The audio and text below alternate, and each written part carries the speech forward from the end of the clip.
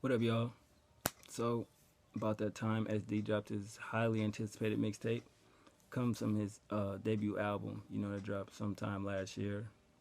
And I've definitely been waiting on this to see where he's gone, as far as has he grown, um, has he developed, did he go back to that drill shit?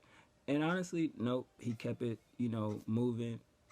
And that's actually a good thing. I always said that SD was the one from 300 that always stood out more because to me it seemed like he take time with his lyrics. He put thought into what he gonna say, and he conveys his message very well. And definitely on this project, SD and DJ Honorz present just the beginning. You definitely could tell he gonna be around for a while. But I enjoyed it. The only tracks that I probably didn't like as much was number 3 and number 4.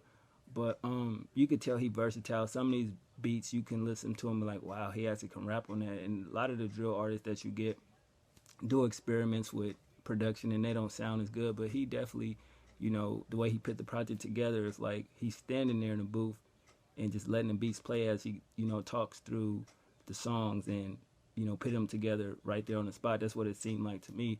But overall, you got a lot of great songs on here. Just the beginning was a track that he did a video for. I think he dropped it yesterday. I like the song in the video. I was kind of like, whoa, okay, he on a positive vibe type of record. But at the end of the day, I think that drill shit is over with. I think a lot of the drill artists are moving on past that. You know what I mean? So at the end of the day, it's good to see him still motivated and on his grind.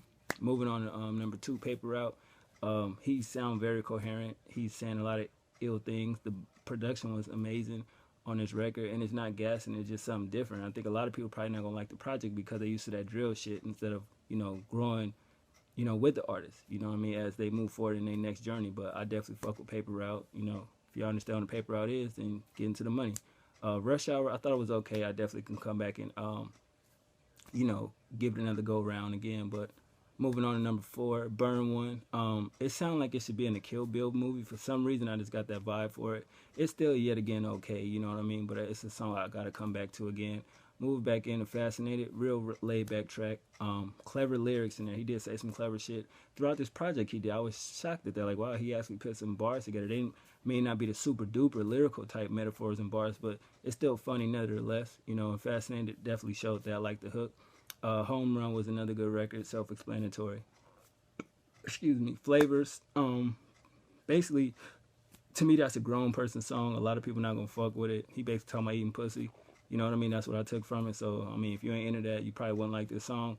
If you into that, then you may understand that song. That's why I said it's for grown people, because you grown, you done it before. It is what it is.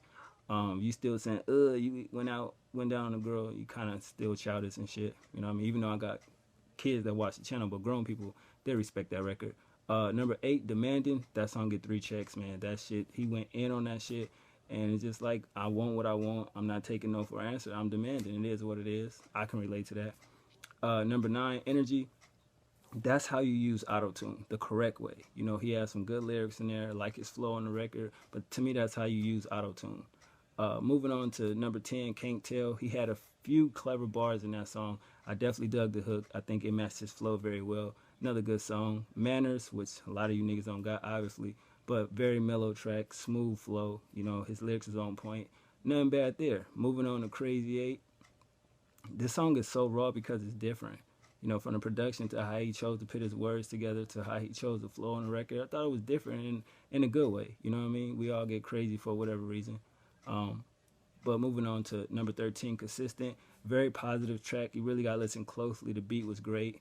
I definitely dug that track. Moving on to the next song, which is Think On It, featuring Mr. Knock It Off. I think I seen this shit, but it's kind of like the drill sound again we get. So I was happy about that. You know what I mean? The beat was good. Definitely liked the hook. Mr. Knock It Off wasn't bad. I think maybe that's his artist that he signed to his Truly Blessed Records. I don't know. I could be wrong. But at the end of the day, it still was a good song. And we kind of got that drill shit. And the last track, Long Time, basically shows his growth as a solo artist, moving forward. And he basically getting what he just deserved, I guess, in a way, because he grinded for so long and did his thing, and he ain't been in the game that long. I think the first mixtape came out in 2012, so, 3 years he's been around and still has the fans, like he's been around for a minute. I definitely fuck with him on this project. Definitely want to see what he gonna do next. Definitely feel like the top of next year you need to get back in album mode. But 7.5 out of 10, 13 out of 15 records, production 7.5 out of 10 as well. Great look, great sound. All y'all should check it out. Other than that, I'll holler at y'all, man. One.